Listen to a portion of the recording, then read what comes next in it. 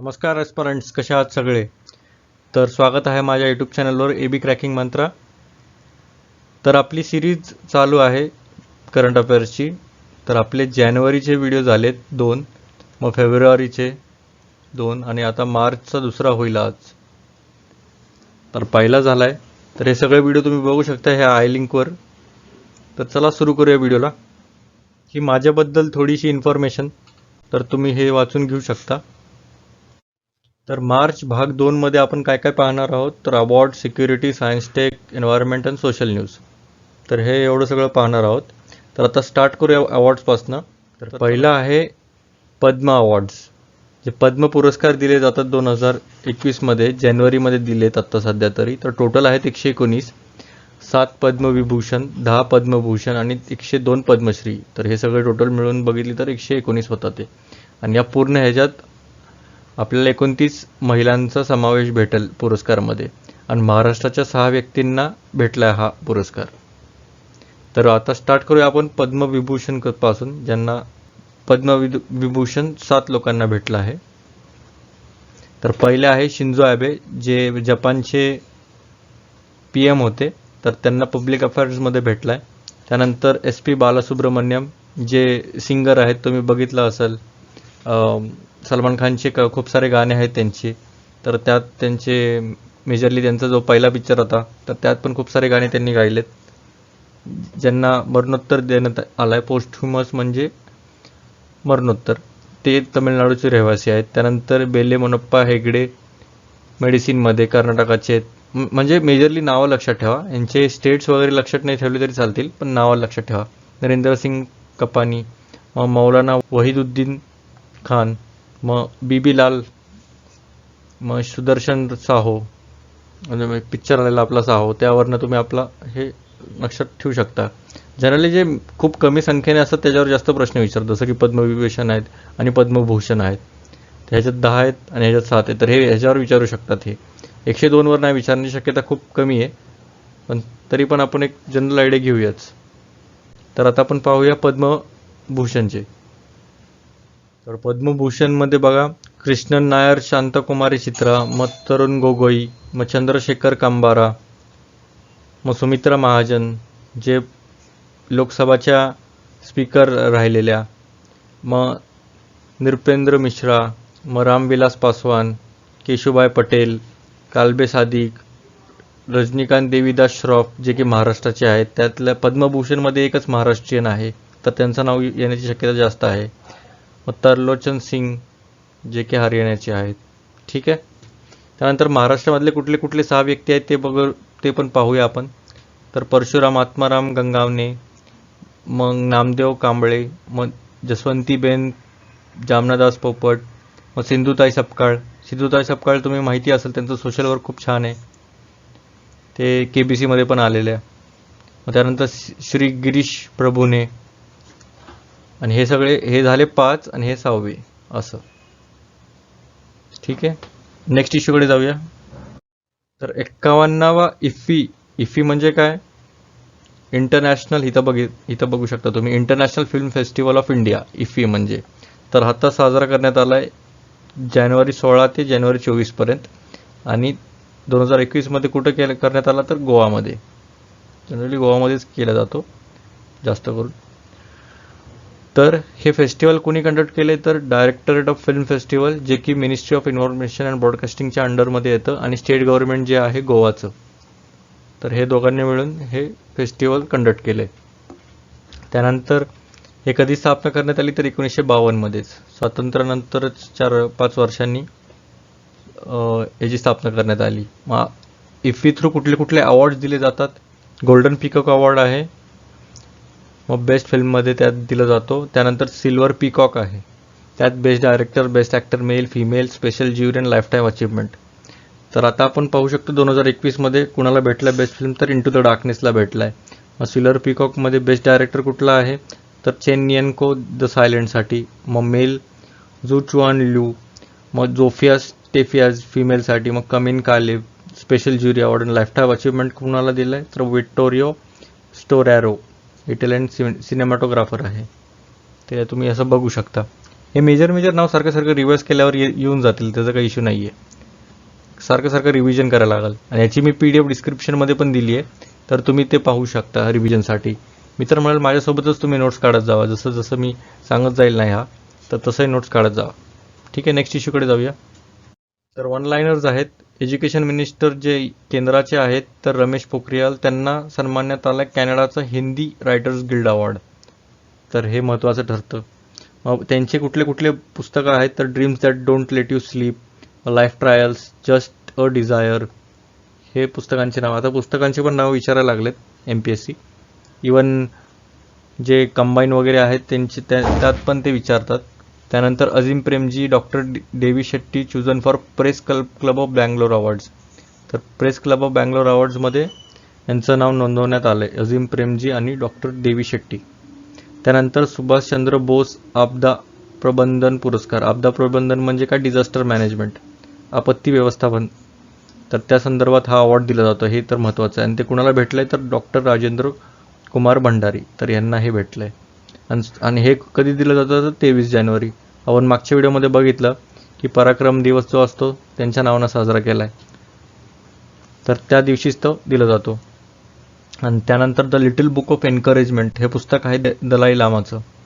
तर ठीक आहे, नेक्स्ट इश्यूकडे जाऊया. आता सिक्युरिटी अँड स्पेस. आता हे जे तुम्ही पाहत आहात मागं, तर हे एक फोटो आहे. तर हे कुणी काढलं आहे तर नासाने घेतलं आहे, हे अबेल 370. तर एक Galaxy cluster located near 5 billion light years away from the earth, म्हणजे 5 प्रकाशवर्ष दूर, 5 बिलियन प्रकाशवर्ष दूरचं हे फोटो. ॲक्च्युली हा खूप मोठा फोटो आहे, इथं जरा अर्धाच क्रॉप झाला आहे.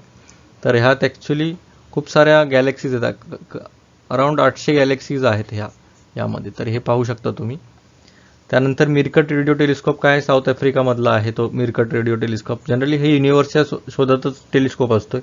त्यानंतर युद्धाभ्यास काय, तर हे मिलिटरी एक्सरसाइज आहे इंडिया आणि USAची. मिलिटरी एक्सरसाइज खूप विचारतात, तसं मॅच द फॉलोइंग वगैरेमध्ये विचारू शकतात हे. त्यानंतर UAEचं 5वा मिशन ठरला आहे, जो मार्सच्या ऑर्बिटमध्ये जाणारा. मार्स हे इकडं असेल, मंगळ ग्रह आहे, तर ह्याचं ऑर्बिट एवढं असतं. तर या ऑर्बिटमध्ये जाणं पण खूप मोठी गोष्ट आहे, कारण की खूप सारे दगड वगैरे असतात, म्हणजे ॲस्ट्रॉइड्स वगैरे असतात, तर त्याला धडकून वगैरे तो यान वगैरे असतात तर ते तुटून जातात. तर त्यामुळे ही खूप मोठी बाब झाली. तसं बघितलं गेलं तर UAE हा 5वा नेशन झाला आहे. पहिले 4 कुठले तर नासा, रशिया म्हणजे USSR तेव्हाच्या काळात त्यांनी पाठवलेला, मग ESA European space agency actually युरोपची, त्यानंतर भारत तसं बघितलं गेलं तर पहिल्या प्रयत्नातच त्यांनी मार्सपर्यंत गेलेत पहिल्या प्रयत्नातच. तर ती खूप मोठी बाब होती तेव्हा. तर त्याच्यावर मिशन मंगल पण पाहिला असेल तुम्ही मूवी. ठीक आहे. त्यानंतर first women team inducted in CRPFचे कोब्रा कमांडो युनिट. आता आपण NDRFची पण टीम बघितलेली की त्यात महिलांचा समावेश होता. आता CRPFच्या पण कोब्रा कमांडो युनिटमध्ये पण महिलांची पहिली वुमेन टीम कंडक्ट करण्यात आली आहे. तर ॲक्च्युली हे प्रश्न येऊ शकतो, CRPFमध्ये कोब्रा कमांडो येतात, हे पण प्रश्न येऊ शकतो. त्यानंतर ट्रॉपेक्स काय, तर theatre level operational readiness exercise आहे ही. तर कोणाकोणाची तर इंटर सर्व्हिस म्हणजे काय, तर वेगवेगळे आर्मी, नेव्ही, फोर्स आणि कोस्टल गार्ड हे सगळ्यांचा समावेश होतो. ही मोठी वॉरफेअर बोलू शकतो, हे खूप मोठी एक्सरसाइज असते ही. त्यानंतर चायनाचा Tianwen जो फर्स्ट आहे, Tianwen फर्स्ट, तर तो मार्स ऑर्बिटमध्ये पण पोहोचला आता जस्ट. चायनाचा Tianwen-1 आहे. आपल्याला जपान वगैरे असे ऑप्शन देऊ शकतात, पण Tianwen हे चायनाचं आहे. ठीक आहे, नेक्स्ट इश्यूकडे जाऊया. आता पर्यावरण संबंधात आपण पाहूया न्यूज. तर हे जे बघू शकता तुम्ही, important bird and biodiversity areas in India. तर हे काय आहे, महत्त्वाचे पक्षी व जैवविविधता क्षेत्र. तर बर्ड लाईफ इंटरनॅशनलद्वारे ही संकल्पना विकसित करण्यात आली आहे, हे बघू शकता तुम्ही. आणि हे बर्ड लाईफ इंटरनॅशनलबद्दल बोलायचं झालं तर ही पक्षी आणि त्यांचे वास्तव्य जपण्याचा प्रयत्न करणाऱ्या अशासकीय संस्थांची एक जागतिक भागीदारी आहे, तसं बघितलं गेलं तर बर्ड लाईफ इंटरनॅशनल. आणि ती 1992ची स्थापना आहे. त्याचं हेडक्वार्टर आहे कॅम्ब्रिज UK मध्ये. वेगवेगळे कॅटेगरीज आहेत त्याचे. तर A1 मध्ये ग्लोबली थ्रेटन्ड स्पीसीज असतात, म्हणजे काय, तर जागतिक पातळीवर धोकादायक प्रजाती असतात ह्या. त्यानंतर रेस्ट्रिक्टेड रेंज स्पीसीज म्हणजे रेंज सीमित प्रजाती. मग बायोम रिस्ट्रिक्टेड स्पीसीज म्हणजे बायोम सीमित प्रजाती. मग कॉंग्रिगेशन्स म्हणजे मंडळे. तर असे वेगवेगळ्या प्रकारे हे डिवाइड केले. इवन हे फक्त विचारू शकतात की हे कशा संदर्भात आहे, तर आपण बोलू शकतो बर्ड लाईफ इंटरनॅशनल किंवा मग IBBA. ठीक आहे, नेक्स्ट इश्यूकडे जाऊया. तर क्लायमेट अडॅप्टेशन समिट 2021 आत्ता सध्या पार पडलं. तर त्याला कॅस ऑनलाईन पण म्हटलं जातं. इथं लिहिलं असेल मी, हां इथं कॅस ऑनलाईन पण दिलं असं म्हटलं आहे, कारण की ही ऑनलाईन झाली आहे. आणि हे कुठं होस्ट केली तर नेदरलँडमध्ये जानेवारी 25ला 2021मध्ये. आणि ह्याचं मेन काम काय होतं तर एक सोल्युशन प्रोव्हाइड करायचं जे क्लायमेट इमर्जन्सी आणि जे UNFCCचे COP26 मध्ये होणार आहेत. क्लायमेट इमर्जन्सी सध्या चालूच आहे, कारण की ग्लोबल वॉर्मिंग खूप हाय पेसनं चालत आहे. तर त्यामुळे ती आहे. आणि संकल्पना काय आहे ह्याची तर ॲक्शन, तर लिहिलं नाही मी, ॲक्शन, ॲक्सिलरेशन आणि अडॅप्टेशन म्हणजे थीम आहे ही बोलू शकता असं. आणि पंतप्रधान मोदी यांनी या परिषदेला संबोधित केले होते. तसं बघितलं गेलं तर उद्दिष्ट काय काय होती तर जागतिक हवामान बदलामुळे जगात होणाऱ्या संक्रमणावर लक्ष केंद्रित करणे. म्हणजे इन शॉर्ट तेच आहे क्लायमेट अडॅप्टेशन. क्लायमेट बरोबर आपण अडॅप्ट व्हायला पाहिजे. तर त्याबद्दलच न्यूज आहे ही. पंतप्रधान मोदींनी काय केले तर 2030 पर्यंत आम्ही नवीकरणीय ऊर्जा क्षमतेचे 450 गीगावॉट रिन्युएबल एनर्जी आपण निर्धारित केले आहे. तसं बघितलं गेलं तर रिन्युएबल एनर्जी आपलं टार्गेट हे आहे आत्ता सध्या तरी. हे मेजर गोल सेट करण्यात आलं आहे आपल्याकडून. त्यानंतर आपण अजून कमिट केलं की आपल्याला clean cooking fuel 80 million rural हाऊसहोल्डपर्यंत जाईल. म्हणजे LPG गॅस कनेक्शन्स वगैरे असतात. जनरली आपल्या इकडं चूलवरच सगळं आपलं जेवण वगैरे, गावात तर मेजरली त्याच्यावरच चाललेलं असतं, कारण की त्यांना वाटतं असं की चांगली टेस्ट येते वगैरे. पण त्याच्यामुळे डोळ्यांचं खूप नुकसान होतं, ते माहिती नाही त्यांना. तर डोळे जपण्यासाठी हे LPG कनेक्शन्स वाढवायला पाहिजे, म्हणून उज्ज्वला स्कीम आपण राबवली आहे तशी बघितली गेली तर. त्यानंतर आपल्याला 64 मिलियन हाऊसहोल्डमध्ये पाईप वॉटर सप्लाय, पाईप म्हणजे पाण्याचा सप्लाय पण आपल्याकडे कमी, तर ते आपण कमिटमेंट दिली आहे. आणि आता COP26, कोप म्हणजे काय, कॉन्फरन्स ऑफ पार्टीज म्हणजे कुठल्या वेगवेगळे जे देश असतात त्यांच्याच एक कॉन्फरन्स होती. तर आता 2021मध्ये COP26 होणार आहे. ती कुठं होणार आहे तर ग्लासगो स्कॉटलँडमध्ये होणार आहे. इथं एक प्रश्न येऊ शकतो. आणि ते कधी होणार आहे तर नोव्हेंबर 1 ते नोव्हेंबर 12. आता मोदीजी पण आता जाणार आहेत त्यात. तर युनायटेड किंगडम चेअर करणार आहे समिट. आणि UNFCCचं फुल फॉर्म काय आहे तर United nations framework convention on climate change. आणि ही तिसरी मीटिंग असणार आहे पॅरिस ॲग्रीमेंट नंतर. CMA 3 पण बोलू शकतात. आणि 16वी असणार आहे क्योटो प्रोटोकॉल, जे की 97मध्ये झालेला क्योटो प्रोटोकॉल. तर त्यानंतरची CMP 16 असणार आहे. असं पण विचारू शकतात की CMA 3 कशाच्या संबंधात आहे, तर हे ग्लासगो किंवा COP26च्या संबंधात आहे बोलू शकता आपण. ठीक आहे, नेक्स्ट इश्यूकडे जाऊया. तर पर्यावरणचे वनलायनर पाहूया आपण. युरोपचा लार्जेस्ट सोलर पॉवर प्लांट बांधण्यात आला आहे फ्रान्सिस्को पिझारो इकडे. हे ॲक्च्युली बघितलं गेलं तर स्पेन आणि फ्रान्स दोघांनी मिळून करणार आहे ते. त्यानंतर मँडरिन डक आता 118 वर्षानंतर आपल्याला सापडला आहे, म्हणजे भेटला आहे आपल्याला आसाममध्ये.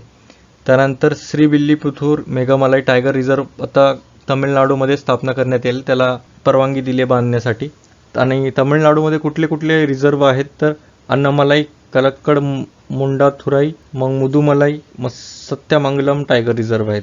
हे खूप महत्त्वाचे ठरतात, कारण की मॅच द फॉलोइंग मागच्या वेळी 2020मध्ये पण विचारलं गेलं आहे की टायगर रिझर्व किंवा नॅशनल पार्क पण विचारले आहेत की कुठल्या स्टेटच्या आत येतात हे. त्यानंतर स्विच दिल्ली कशाचा संबंध आहे असा पण प्रश्न येऊ शकतो. तर इलेक्ट्रिक व्हेकल्सला प्रमोट करण्यासाठी ही पॉलिसी काढली दिल्लीच्या चीफ मिनिस्टरनं, जे की तुम्हाला माहिती आहेत कोण आहेत तर केजरीवाल आहेत. तर त्यांनी ही नवीन स्विच दिल्ली कॅम्पेन चालू केले. स्विच दिल्ली म्हणजे काय, स्विच करायचं, तुम्ही जे पेट्रोल किंवा डिझेलवर चालवणारे गाड्या आहेत तर त्याला स्विच करायचं इलेक्ट्रिक व्हेकलवरती. तर ही पॉलिसी काढली. त्यानंतर आपल्या कंट्रीचं first thunderstorm research test bed होणार आहे. म्हणजे काय तर हे पहिले वादळ संशोधन चाचणी केंद्र असणार आहे. तर हे कुठं होणार आहे, IMD तर्फे हे करण्यात येणार आहे. तर हे असणार आहे बालासोर ओडिसामध्ये, हे लक्षात ठेवा, बालासोर ओडिसा. आणि हे थंडरस्टॉर्म रिसर्च टेस्ट बेड.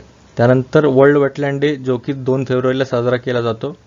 तर त्यात इंडियाला पहिलं सेंटर असणार आहे वेटलँड कन्झर्वेशन आणि मॅनेजमेंट, ते कुठं असणार आहे तर चेन्नईमध्ये असणार आहे. त्यानंतर UNEP global climate litigation report, हे क्लायमेट आहे. तर UNEPचा हा रिपोर्ट आहे. तर UNEP हा रिपोर्ट काढतं, global climate litigation report. Even KBC राऊंडमध्ये तुम्हाला कळून जाईल, कुठलं तरी मी एक रिपोर्ट विचारला आहे तर ते पण तुम्ही पाहू शकता. मागच्या व्हिडिओचाच तो लिंक करून क्वेश्चन बनवला आहे. तर ठीक आहे, नेक्स्ट इश्यूकडे जाऊया. तर सोशल संबंधात न्यूज आहे, सामाजिक.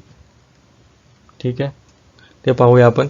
तर FSSAI slashes limit for trans fat levels in foods. Trans fat एक हानिकारक टाईपच असतो फॅट्समधला. तर ते कसं बनलं जातं, तर एकतर आर्टिफिशियली बनलं जातं. इवन असा पण प्रश्न येऊ शकतो की आर्टिफिशियली आहे का फक्त, का नॅचरली पण आहे. तर असं बोलू शकतो, तर दोन्हीमध्ये सापडलं जातं ट्रान्स फॅट. पण नॅचरली ते खूप वेगळं असतं, खूप कमी प्रमाणात असतं नॅचरली आपल्या बॉडीमध्ये.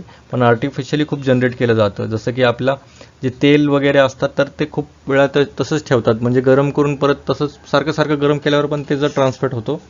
किंवा मग त्याला टेक्स्चर वगैरे देण्यासाठी पण हे डिझायर्ड शेप आणि जे आपले म्हणजे भजी वगैरे असतात, तळलेले जास्तीत जास्त पदार्थ असतात, बेकरीचे पदार्थ असतात, त्यानंतर प्रक्रिया केलेल्या पदार्थांमध्ये ट्रान्स फॅटची खूप प्रमाण जास्त असते आणि ते अतिशय स्वस्त असतात तसं बघितलं गेलं तर. त्यामुळे ते जास्त प्रमाणात वापरलं जातं. इवन जर आपल्या हायड्रोजनसोबत त्यांनी रिॲक्ट केलं तेल बरोबर, तर ते बटरच्या स्वरूपात किंवा ते आपल्या घीच्या स्वरूपात पण होऊन जातं ते. आणि ते आर्टिफिशियल TFA असतात, ट्रान्स फॅटी ॲसिड्स असतात त्या, आणि खूप हार्मफुल असतात. आता आपलं गव्हर्नमेंटनं तेच म्हटलं आहे की ह्याचं जो प्रमाण आहे ते 3% आणायचे 2021मध्ये आणि 2% 2022मध्ये. आता परमिसिबल लिमिट आहे 5%ची. आणि ते आता अमेंड कशात करणार आहेत, तर food safety and standards regulation बिलमध्ये करणार आहेत 2011च्या. तर त्या बिलमध्ये सुधारणा करून ते हे लिमिट एवढी करणार आहेत. ट्रान्स फॅट्स काय आहे, तर जसं मी सांगितलं, हे बघा, समोसे, कचोरी वगैरे जे असतात, जास्त तळलेले पदार्थ, जे जनरली बाहेरचे जे असतात, घरात केलेले वेगळे असतात, ते तेल चांगलं असतं आपल्या घरातलं. म्हणजे बाहेर जास्तीत जास्त तेल वापरलं गेलेलं असतं, तर त्यात जनरली हे जास्त सापडतं. जसं की baked fried food, prepackage snacks, cooking oil वगैरे त्यात असतो.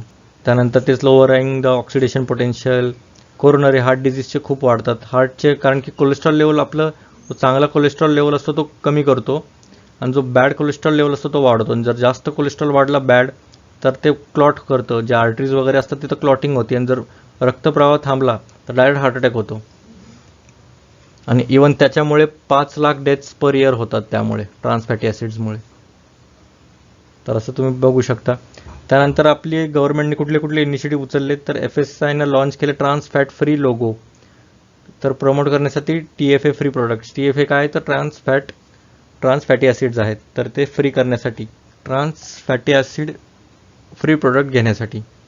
मग त्यानंतर WHOनं पण लॉन्च केले रिप्लेस कॅम्पेन. रिप्लेस कॅम्पेन कशा संबंधात, तर हे पण येऊ शकतं नुसतं replace campaign is related to, म्हणजे कशा संबंधात आहे, तर WHO. जर जास्त स्पेसिफिक झालं तर ट्रान्स फॅटी ॲसिड्स किंवा ते असं बोलू शकता तुम्ही.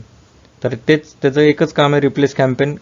कोणाला रिप्लेस करायचं आहे, तर ट्रान्स फॅट्सला रिप्लेस करायचं आहे चांगल्या तेलाबरोबर किंवा चांगल्या फॅटी ॲसिड्सबद्दल. तर त्याला एलिमिनेशन करायचं आपल्याला industrially produced edible oils by 2023पर्यंत. त्यांचा हे कॅम्पेन आहे, 2018मध्ये ह्यांनी लॉन्च केलेला. तर ठीक आहे, हे पूर्ण माहिती होती ट्रान्स फॅटी ॲसिड्सबद्दल. चला नेक्स्ट इश्यूकडे जाऊया. आता प्रधानमंत्री मातृवंदना योजना. तर हे कशाच्या संबंधात स्कीम आहे, तर मॅटर्निटी बेनिफिट प्रोग्राम आहे, म्हणजे मातृत्व सहयोग योजना बोलू शकता तुम्ही. आणि हे कुठल्या मिनिस्ट्रीच्या अंडर येते, तर इथं बघू शकता तुम्ही की हे असणार आहे ministry of women and child welfare, म्हणजे काय, महिला व बालविकास मंत्रालयामार्फत असणार ही. आणि केंद्र पुरस्कृत योजना आहे, म्हणजे सेंट्रली स्पॉन्सर्ड स्कीम आहे ही. सेंट्रली स्पॉन्सर्ड स्कीम म्हणजे काय, एकतर सेंट्रली स्पॉन्सर्ड स्कीम म्हणजे काय, तर सेंटरचा वाटा असतो आणि स्टेटचा पण वाटा असतो ह्यात. तर असं आहे. आणि आता टार्गेटेड बेनिफिशरीज कोण आहेत, कुणाला लाभ होणार आहेत हे, तर हे सर्व पात्र गर्भवती महिला व स्तनदाता माता ज्यांची कुटुंबातील पहिल्या अपत्यासाठी गर्भधारणा 1 जानेवारी 2017 रोजी किंवा नंतर आहे. तर हे याबद्दल सांगितलं. ज्याचं फर्स्ट चाइल्ड असणार आहे 1 जानेवारी 2017 त्या दिवशी किंवा त्यानंतरच्या ज्या असतील, फक्त पहिल्या बाळासाठीच, हे लक्षात ठेवा. दुसऱ्या बाळासाठी नाही आहे ही, फक्त एका बाळासाठीच आहे. तर पहिल्या बाळासाठी ही कॅश बेनिफिट स्कीम असणार आहे. आणि किती कॅश बेनिफिट असणार आहे, तर 5,000 देणार आहे ते 3 इन्स्टॉलमेंटमध्ये. म्हणजे पहिले तुम्ही नोंदणी करणार किंवा गर्भधारणेची लवकर नोंदणी करणार, मग दुसरं असणार आहे जन्मपूर्व तपासणी असणार आहे, आणि तिसऱ्या इन्स्टॉलमेंटमध्ये कसं देणार आहे, तर अपत्याच्या जन्माची नोंदणी आणि कुटुंबातील पहिल्या मुलासाठी लसीकरणाचे पहिले चक्र पूर्ण करणे. तर हे तिसरं असणार आहे. 3 झाल्यावर ते 3 इन्स्टॉलमेंटमध्ये देणार आहे. प्लस त्यांना जननी सुरक्षा योजनामधनं पण 1000 रुपये भेटतात. तर टोटल कॉस्ट त्यांची 6000 रुपये लाभ होतो तसं बघितलं गेलं तर. एका महिलेला सरासरी 6000 रुपये मिळतात. तर असं तुम्ही बोलू शकता. तर ठीक आहे, पूर्ण स्कीमबद्दल झालं. तर नेक्स्ट इश्यूकडे जाऊया. तर प्रख्यात शास्त्रीय गायक पंडित भीमसेन जोशी यांच्या वर्षभर चालणाऱ्या जन्मशताब्दी उत्सवाला 4 फेब्रुवारी 2020 रोजी सुरुवात झाली होती. जनरली हे 4 फेब्रुवारी 2020ला यांचं शताब्दी झालंय. 100 वर्ष पूर्ण झाले त्यांच्या जन्माला. तर त्यापासून आत्तापर्यंत 4 फेब्रुवारी 2021 तर हे पूर्ण आता वर्ष सुरू होतं. तर या उत्सवाचे नामकरण त्यांनी स्वर भास्कर दिलंय. स्वर भास्कर 100 असं देण्यात आलंय. पंडित भीमसेन जोशीबद्दल आपण थोडीशी माहिती जाणून घेऊया.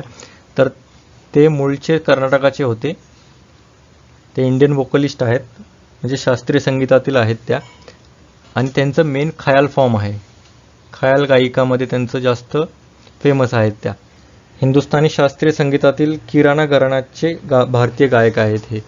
त्यानंतर हे बघू शकता, किराणा घराणा, हिंदुस्थानी क्लासिकल म्युझिक. त्यानंतर 1964 ते 1982 या काळात मैफलीसाठी अफगाणिस्तान, फ्रान्स, इटली, USA, कॅनडामध्ये कॉन्सर्ट केलेत त्यांनी.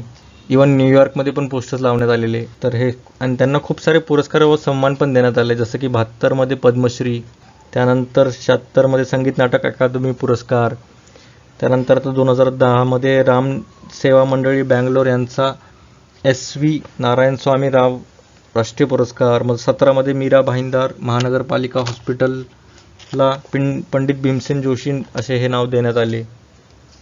तर अशा प्रकारे खूप मोठी हस्ती होती ही. तर हे ऋत्विक फाउंडेशन नाही केले, हे बघू शकता तुम्ही.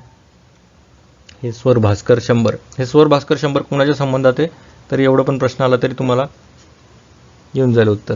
ठीक आहे, नेक्स्ट इश्यूकडे जाऊया आपण. जानेवारी 30 हे world neglected tropical disease day मानलं जातं. म्हणजे काय, जागतिक दुर्लक्षित उष्णकटिबंधीय आजार. हे उष्णकटिबंधीय आजार आहेत हे.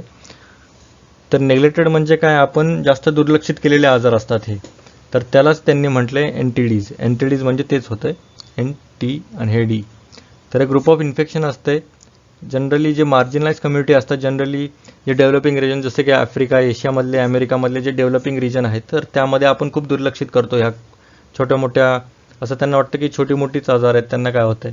तर हे जनरली खूप भयंकर असतात. आणि ह्याचं ॲक्च्युली फक्त व्हायरस किंवा बॅक्टेरियामध्ये नाही, तर सगळे पॅथोजन्सची व्हरायटी असते ह्यात. Virus, bacteria, protozoa, parasitic worms. जर एक्झाम्पल द्यायचं म्हटलं तर इथं बघू शकता, प्रोटोझोआचे, व्हायरसचे हेल्मिंथ, बॅक्टेरिया. आता प्रोटोझोआचे कुठले, चागस डिझीज, लेशमानियास, ह्युमन आफ्रिकन ट्रिपॅनोसोमियासिस. मग व्हायरस, मग रेबीजमध्ये ॲक्च्युली बघितलं तर रेबीज एक व्हायरस आहे. तुम्हाला वाटेल वेगळं बॅक्टेरिया वगैरे असेल, तर नाही, व्हायरस येते. त्यानंतर डेंग्यू, चिकनगुनिया. डेंग्यू पण वाटेल आपल्याला पॅरासायटिक होतो, पण नाही, व्हायरसमुळेच होतो तो. त्यानंतर हेल्मिंथ, ह्याचे वेगवेगळे नाव आहेत. सॉईल ट्रान्समिटेड हेल्मिंथियासिस, लिम्फॅटिक फिलॅरिसिस, मग गिनी वर्म.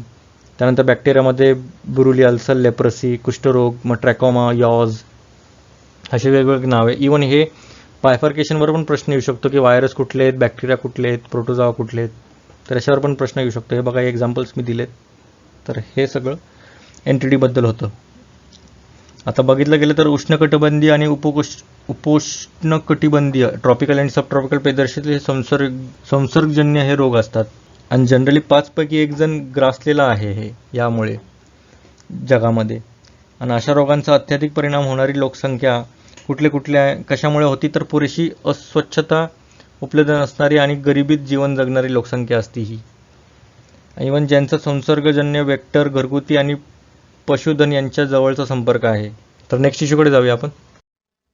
आता ऑनलाईनच बघूया सोशलमधले. तर पहिला रोड सेफ्टी मंथ म्हणजे महिना आपल्याला साजरा करण्यात आला आहे 18 जानेवारी ते 17 फेब्रुवारीपर्यंत. तर पहिला जे फर्स्ट इन्सिडेंट्स असतात ते खूप महत्त्वाचे ठरतात. तर हे विचारू शकतात. मग वी हब काय आहे, तर वी वाटेल आपल्याला काहीतरी समूह वगैरे असेल, पण नाही, वुमेन एंटरप्रेनरशिप. वी म्हणजे वी हब आहे, आणि तेलंगणा गव्हर्नमेंटनं केलं आहे. आणि आय हब काय आहे, तर स्टुडंट स्टार्टअप इनोव्हेशन हब आहे, तर ते गुजरात गव्हर्नमेंटनं केले. त्यानंतर नॅशनल गर्ल चाइल्ड डे 24 जानेवारीला साजरा करण्यात येतो. त्यानंतर मॅस्करेड काय आहे, तर movement against smuggled and counterfeit trade. म्हणजे काय, तस्करी विरोधी आणि बनावट व्यापार विरोधातील चळवळ आहे. आणि हे कोणी केले, तर हे फिक्कीनं केले. फिक्की काय आहे, तर federation of Indian chambers of commerce असं आहे. त्यानंतर वर्ल्ड लेप्रोसी डे, जसं की आता मागे पण बघितलं आपण, लेप्रोसी कशात येतं तर बोला कशात येतं लेप्रोसी? व्हायरसमध्ये येतं, बॅक्टेरियामध्ये येतं का प्रोटोझोआमध्ये येतं? तर ठीक आहे, कमेंट सेक्शनमध्ये कळवा मला. त्यानंतर हे जनरली हे जे वर्ल्ड लेप्रोसी डे आहे तर हे दर संडे लास्ट सॅटर्डे असतो जानेवारीचा, तर तेव्हा साजरा केला जातो. आत्ताच 2021मध्ये 30 जानेवारी आली आहे ही डेट, तर ठीक आहे.